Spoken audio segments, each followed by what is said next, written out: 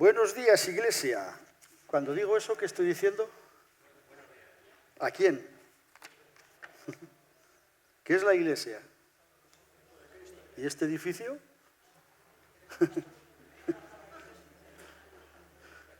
El término ha ido cambiando con los siglos y a lo largo de la historia. Si quieres saber algo sobre la Iglesia, vas a menonitas.org, buscas allí en Biblioteca Meno y ¿a quién se le ocurre hacer esto? Dionisio ha hecho un breve diccionario razonado de términos bíblicos y teológicos. Y buscas allí Iglesia y tienes 2 hojas enteras para explicarte el significado, cómo ha ido evolucionando la palabra. Bueno, en realidad en el Nuevo Testamento, pues la Iglesia es cada congregación o asamblea local de seguidores de Jesús. Y en el Antiguo Testamento viene a significar el pueblo de Dios. Viene del griego eclesia y entonces pues tiene relación con una asamblea, una congregación, una reunión de ciudadanos. Con el auge de la cristiandad europea y tras Constantino, el término iglesia se pasó a denominar el lugar donde se celebraba el rito cristiano, pero entre muchos evangélicos, y especialmente los anabautistas, no aceptaron ese término. Y ya digo, ve al breve diccionario razonado de términos bíblicos y ahí vas por la A, por la B. ¿A quién se le ocurre ponerse a hacer eso? Pues bueno, allí lo tienes, muy bien explicado todo. Entonces, si el sentido original expresa una idea que tiene como fondo a personas en relación, hemos hablado de congregación, pueblo de Dios, esto nos habla de personas con una relación especial entre nosotros, lo que llamaríamos la comunión cristiana.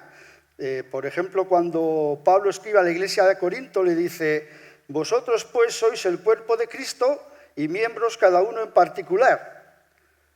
¿Qué es esto, además de un versículo de la Biblia? El lema del año 2019 para la Iglesia. Hay años que el lema cae muy bien, este año no me da impresión de que no, pero eso es el lema que hemos puesto para este año. En un contexto un poco mayor, 1 Corintios 12, 24, dice: Dios ordenó el cuerpo dando más abundante honor al que menos tenía, para que no haya divisiones en el cuerpo, sino que todos los miembros se preocupen los unos por los otros. De manera que si un miembro padece, todos los miembros se duelen con él. Y si un miembro recibe honra, todos los miembros con él se gozan. Sin darle muchas vueltas, podemos concluir que la Iglesia no es un edificio y tampoco es un grupo de personas que simplemente se juntan los domingos para hacer un culto. Es algo que va mucho más allá. Y si vemos la naturaleza de nuestra relación, hay 3 detalles muy importantes que hablan de qué es ser iglesia, qué es ser miembro los unos de los otros. Lo primero es que, y lo más importante, es que somos miembros de Cristo. En 1 Corintios 6 dice: ¿no sabéis que vuestros cuerpos son miembros de Cristo? Juan 15:4 dice: como el pámpano no puede llevar fruto por sí mismo si no permanece en la vid, así tampoco vosotros si no permanecéis en mí. Yo soy la vid, vosotros los pámpanos. La vid, ¿no os habéis dado cuenta? La vid es todo, los pámpanos y el tronco. Y entonces yo soy la vid, no está diciendo yo soy el tronco y vosotros los pámpanos. Jesús está diciendo yo soy todo y vosotros sois una parte de ese todo. Porque los pámpanos también es parte de la vid, con lo cual también es Jesús. Esto es un poco así, pero ¿cómo es? Sí, formamos parte de un todo que es ser Jesús. Y dentro de ese todo estamos nosotros como una parte. También dice Romanos 12:5, porque de la manera que en un cuerpo tenemos muchos miembros, pero no todos los miembros tienen la misma función, así nosotros, siendo muchos, somos un cuerpo en Cristo y todos miembros los unos de los otros, parecido a lo de Corintios. Entonces, además de ser miembros de Cristo, somos miembros los unos de los otros. Esta es la relación más trascendental que tienes. Los padres, los abuelos fallecen. Tu esposa, tu esposo fallecerá. Tus hijos también. Y esa relación desaparece. Pero en el cielo todos seremos hermanos. Seguiremos siendo hermanos. Es una relación que permanece para la eternidad. La única relación. Casilda ya no será mi esposa, será mi hermana. Qué curioso. Así será en el cielo.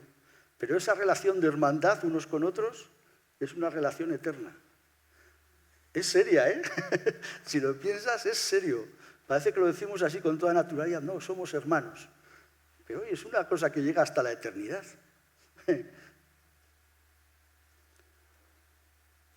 Y esto es gracias a Jesús. En Efesios 2 dice, así que ya no sois extranjeros ni advenedizos, sino conciudadanos de los santos y miembros de la familia de Dios. Perdón.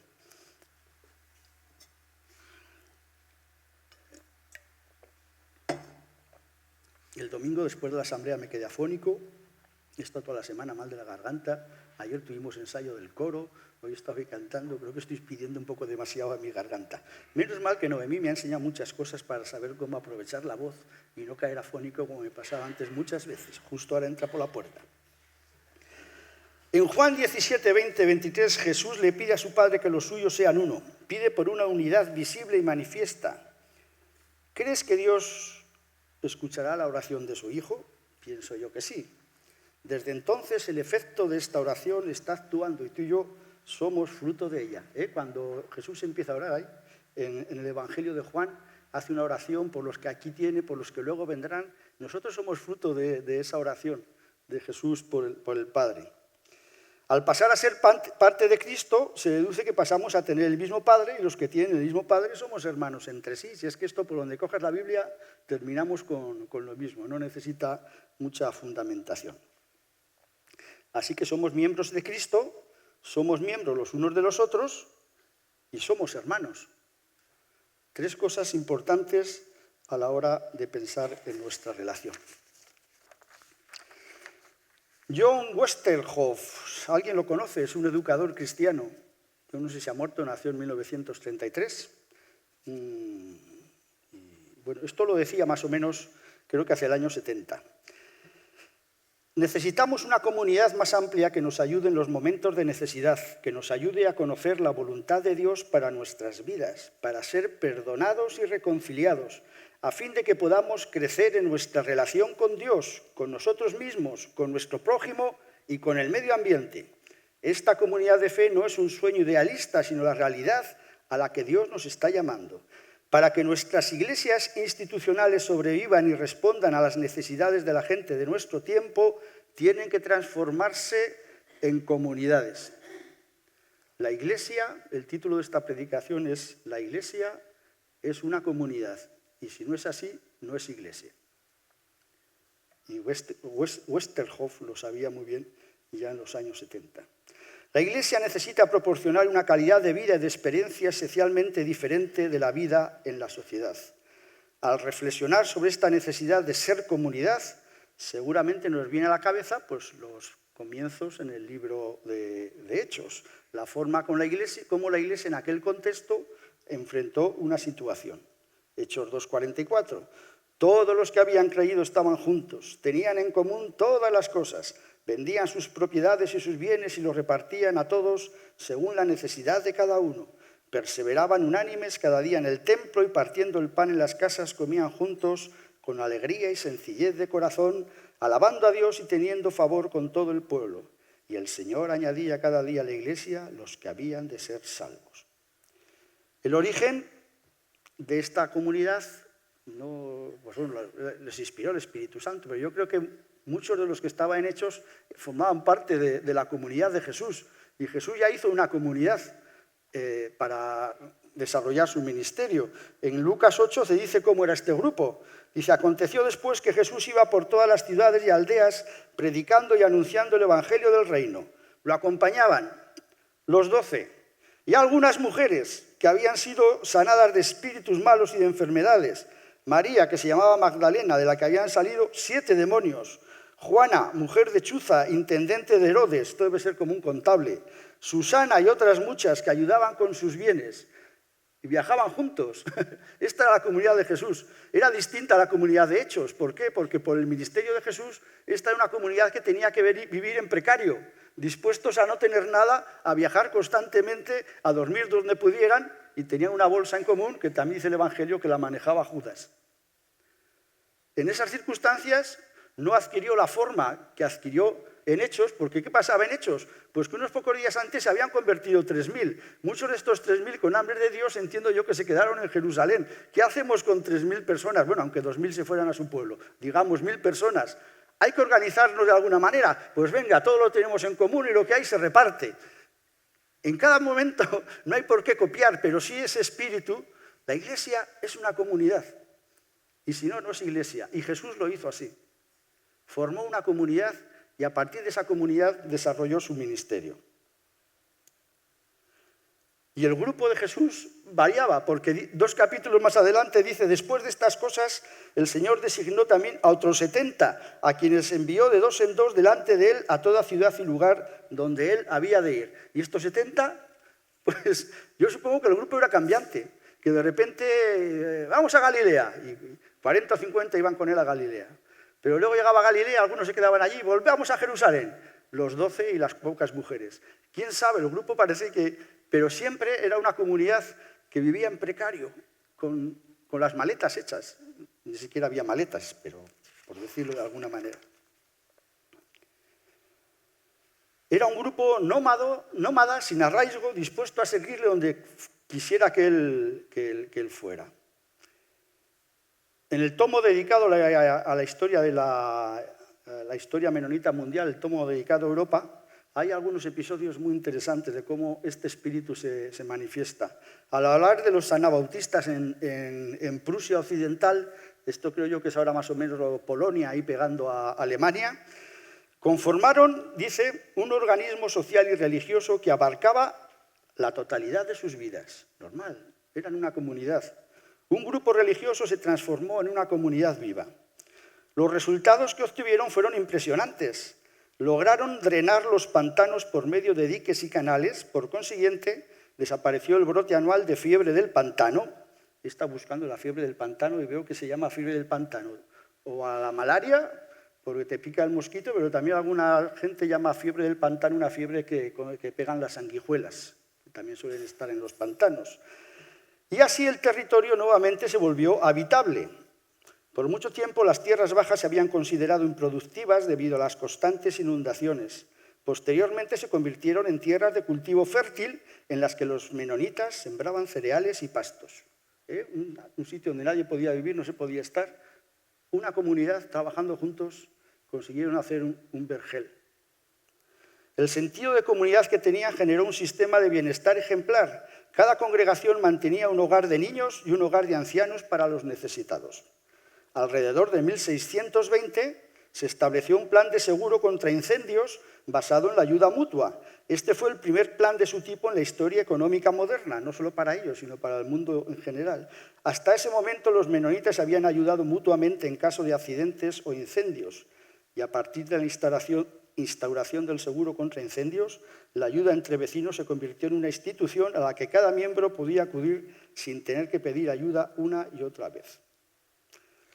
Bueno, al leerlo nos quedamos un poco así con los refranes, qué romántico, qué bueno es todo, ay, qué bonito, yo quiero eso. Pero esto tuvo que ser duro.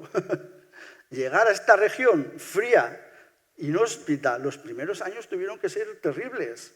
Muchos morirían de enfermedades, todavía hasta que drenaron aquello, pues estaba la fiebre esta y hay muchas otras. Había que trabajar, había que subsistir con poco, pero ese espíritu de comunidad consiguió que tuvieran éxito.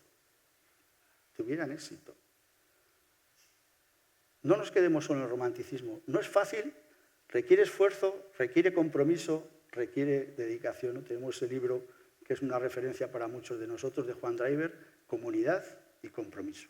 Son dos cosas juntas, comunidad y compromiso. Si no, si una cosa, sin la otra no funciona.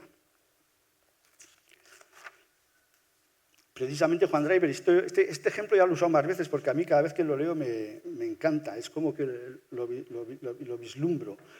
La fe en la periferia de la historia cuenta que en la primavera de 1528 el conde de Liechtenstein ordenó el exilio de los Stabler, estos eran los anabautistas de sus tierras. El grupo, que contaba con unos 200 adultos más sus familias, se marchó bajo circunstancias muy precarias. En el camino extendieron una chaqueta en el suelo y todos libremente depositaron sin coerción ni presiones lo que tenían para el sostén de los necesitados. Finalmente, después de 3 semanas de peregrinación, los señores de Kaunitz les cedieron tierras donde vivir y trabajar en Austerlitz y en Auschwitz. Más tarde estas ciudades fueron famosas por otras cosas. Pero os dais cuenta, ese sencillo hecho de poner una chaqueta en medio y cada uno contribuir con lo que tenía, permitió que todos llegaran a un lugar a salvo donde reiniciar sus vidas. Si no, pues hubieran llegado los que tenían.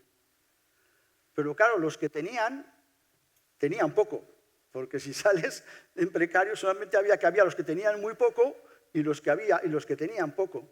Pero ese espíritu de comunidad, somos un grupo y tenemos que llegar a un destino, hizo que los que tenían poco, pues todavía tuvieran algo para dar. Y con eso permitieron que todos encontraran un lugar donde comenzar de nuevo. Bueno, os he contado varias respuestas a las necesidades de cada momento, donde las comunidades de creyentes, actuando juntos, o transforman un territorio inhóspito en una tierra fértil, organizan un sistema de seguridad mediante una caja común, otros sobreviven gracias a la solidaridad en circunstancias extremas. ¿Por qué cuento esto? Porque esta es una de mis obsesiones, en la que pienso constantemente cómo vamos nosotros a responder a las necesidades de nuestro tiempo y entorno.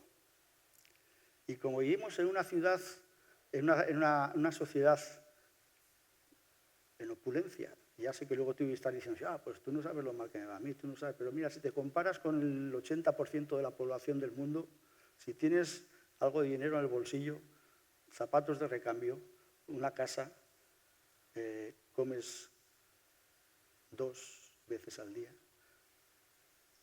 eres opulento. Sí. Y a veces estas necesidades se ven mejor cuando hay una necesidad clara ahí. Entonces, ¿qué hacemos, no? Pero la sociedad nos tiende a... Como nos obnubila la mente, ¿no? Muchas veces no sabemos por dónde tirar. Y ¿de dónde vendrá esto? Bueno, es el Espíritu Santo quien nos tiene que dirigir y seguramente pues, hay muchas cosas entre nosotros en las que estamos dando respuesta, ¿no? Hemos vivido en los últimos tiempos cosas muy interesantes. Aquí anunciamos el 9º aniversario de nuestra fusión. Bueno, entiendo que el Espíritu Santo nos movió. Fuimos a eso. Había una situación y vamos a juntarnos. En los años posteriores nos enfocamos en la construcción de este edificio, lo cual pues, nos ha permitido enfrentar cosas que no hubiéramos enfrentado en la Lóndiga, el encuentro de origen, algunas bodas, que esto estaba lleno, reuniones de las iglesias de Burgos. Sí, bueno, sigamos. A diferencia de otras iglesias, hemos captado muy bien que a partir del 92, cuando se firmaron los acuerdos con el Estado, se abrían muchas puertas que otros no han aprovechado y nosotros sí. Entre algunos de nosotros fueron pioneros en empezar a dar clases de religión evangélica en las escuelas.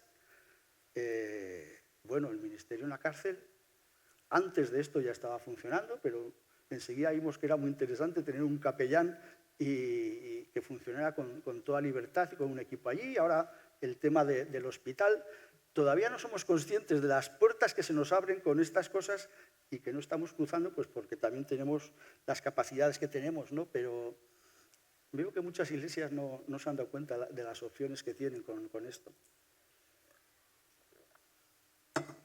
Pero tiene que haber más. Necesitamos ser guiados por el Espíritu. Como el otro día mencionó Dionisio, cómo la Iglesia ha respondido a la visión de unos pocos que viajaron a Benín hacia el año 1998 y otros se han ido sumando y de repente funciona una organización como la Casa Grande, que si te parece que aquí tenemos una cosa interesante, no es ni la mitad de lo que hay allí. Con un grupo de gente que empezamos sin tener ni idea de lo que era la cooperación al desarrollo, teniendo que aprender a hacer de todo y bueno, ha sido una respuesta muy clara, ¿no? Y la Iglesia está para eso, que cuando uno tiene una visión, claro, no para responder a cualquier cosa. Vamos a hacer una piscina allá afuera. Ah, sí, lo que tú digas. Hay que buscar al Espíritu Santo, pero cuando el Espíritu Santo está guiando a alguien del cuerpo y tiene visión y disposición y compromiso, la Iglesia está para eso. Vamos, te ayudamos. Porque muchas de estas cosas no las hubiéramos hecho solos unos pocos. Hemos trabajado juntos como Iglesia, sabemos hacerlos, pero hay que estar, es un poco como la comunidad de Jesús. Hay que estar dispuestos a a cambiar, a que las cosas ahora sean diferentes, a renunciar a cierto estatus, a movernos hacia otro lugar. Y me preocupa porque a veces siento que las cosas nos van demasiado bien. Y eso es un problema, que nos asentamos, nos quedamos cómodos y dejamos de necesitar la dirección del Espíritu Santo. O, como ya algunos llevan mucho tiempo, empezamos a guiarnos por la experiencia. Yo esto ya sé cómo se hace, yo esto ya sé cómo es, yo esto ya sé cómo funciona. Bueno, no está mal, la experiencia viene muy bien, siempre que no corte el rollo al Espíritu Santo. Hay que ser dóciles al Espíritu Santo. Y bueno, pues ya el pastor o los ancianos nos dirán qué hacer. Oye, el Espíritu Santo está en ti. Igual eres tú la persona con la que Dios está hablando para empezar algo nuevo. Y vamos a ir contigo. Porque en ninguna parte de la Biblia dice que eso tenga que ser así. Todos tenemos al Espíritu Santo. Nuestra comunidad ha tenido un cambio sociológico muy grande en los últimos años. No sé en San Francisco, pero en Alhóndiga durante muchos años teníamos un jubilado, Isaac. Y lo poníamos, hay un jubilado. Y lo demás era gente joven. Oye, sin darnos cuenta, esto ha cambiado de arriba abajo. Yo creo que el grupo más grande ahora es los que estáis jubilados o los que enfrentáis la jubilación. Cada mes viene uno y dice, oye, que ya me voy a jubilar en diciembre, en enero, no sé cuándo. Bueno, hemos visto que en un determinado contexto, en el contexto de Jesús, la comunidad tenía una estructura. En el contexto de Hechos tenía otra. En el contexto del siglo XVI con los menonitas tenía otra. En este contexto sociológico nuevo, ¿cuál va a ser nuestra forma de responder a la dirección del Espíritu Santo?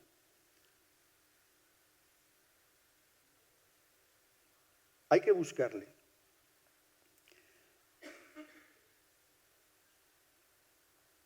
Desde mi perspectiva, creo que, por ejemplo, en los años 80, muchos de los que estéis aquí nacisteis aquellos años, entre el 80 y pico, o 90 y pico, pues recibimos una clara visión de ser familia de familias, ¿no? Y hemos trabajado tanto eso.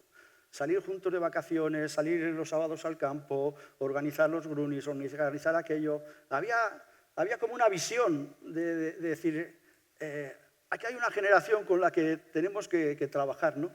Y el Espíritu nos inspiró a trabajar juntos en equipo. Y bueno, el resultado de aquello, pues muchos estáis aquí. No sé si hay que hacer lo mismo, pero las familias con niños de este momento hay que buscar al Señor. ¿Hacia dónde os va a llevar? ¿Qué vais a hacer para trabajar con vuestra segunda generación? ¿Cómo vais a posibilitar que Dios trate con vuestros hijos y que ellos sean comunidad? No sé si tenéis que hacer lo mismo, pero sí tenéis que buscar al Señor y ver qué vais a hacer. Porque en cada momento y en cada circunstancia Dios tiene algo que hacer. Es bueno copiar a veces, pero no hay por qué hacerlo siempre en lo mismo. Tenemos el típico versículo de Hechos 13:36, que todos conocéis. Dice, a la verdad David, habiendo servido a su propia generación según la voluntad de Dios, durmió y fue reunido con sus padres y vio corrupción.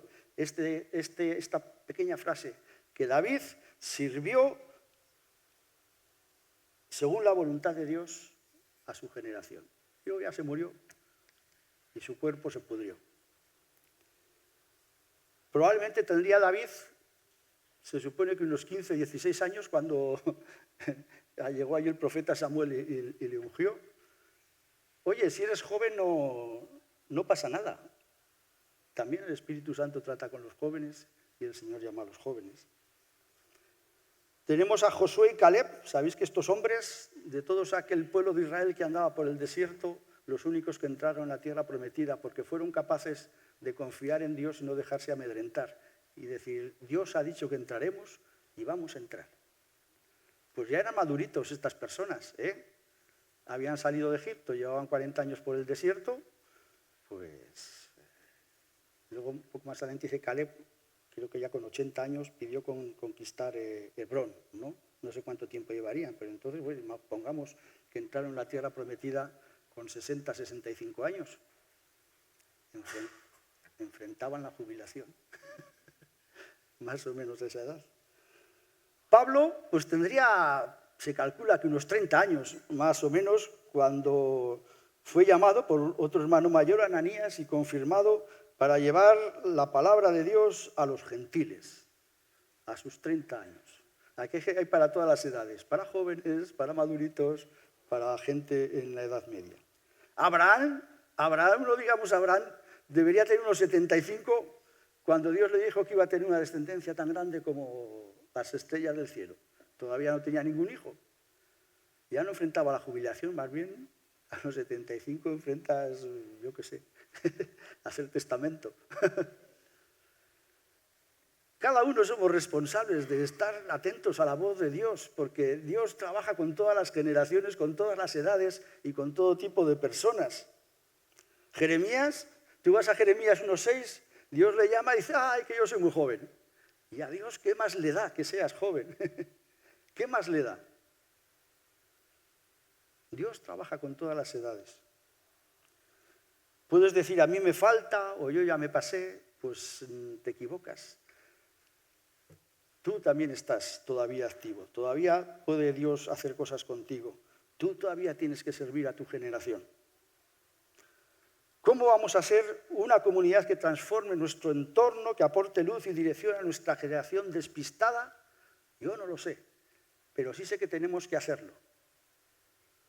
Esa es nuestra tarea, y es una tarea de todos. Todos sabéis cómo en los años 60 6 gitanos fueron a Francia a trabajar en la vendimia y allí encontraron a un pastor, Le Cosset, que estaba trabajando entre los gitanos de Asambleas de Dios. Recibieron el bautismo del Espíritu Santo, se convirtieron, no se quedaron allí, volvieron a España. En 10 años habían llevado el Evangelio a todo el pueblo gitano en España. Y ahora todas las ciudades rebosan de iglesias de Filadelfia, las iglesias de gitanos. Hicieron un plan, vamos a repartirnos, ¿no? Cada uno en una zona, 6 personas, 6 o 7, no sé. Llevaron el Evangelio a toda una etnia. Y hoy hay muchísimos gitanos siguiendo al Señor. Sirvieron a su generación, según Dios les había dado a entender, ¿no? Gente sin cultura, muchos ni siquiera sabían leer, abrían iglesias en cualquier lugar. Hay un libro muy interesante, Milagros y sanaciones entre el pueblo gitano, de no sé cuántos Bautista, Alfredo Bautista, me parece que es, contando con los cultos que hacían por la zona de Levante en cuevas. Allí en una cueva se juntaban por la tarde, pero esa cueva luego era su casa. Y el Señor se movía con poder con esta gente. Solamente 6. Mirad todos los que estamos aquí. ¿Sabéis el grupo este de evangelización al interior de la China? Había un grupo inglés, se llama algo parecido así, ¿no? Una misión al interior de la China. Que se juntaron orando y tenemos que llevar el evangelio a China. Y entonces hicieron un correo, iban contando. 1, 2, 3, 4, 5, 6, 7, 8, 9, 10. Vosotros 9 vais a mantener a este 10 que se va a la China. 1, 2, 3, 4, 5, 6, 7, 8, 9, 10. Vosotros 9 vais a mantener a este 10 que se va a la China. 1, 2, 3, 4, 5, 6, 7, 8, 9, 10. Este se va a la China, vosotros le mantenéis. Así empezaron. ¿Hace falta tener coraje? No, hace falta escuchar la voz del Espíritu. Claro, algo... ¡Ay, qué bonito! Sí, bonito.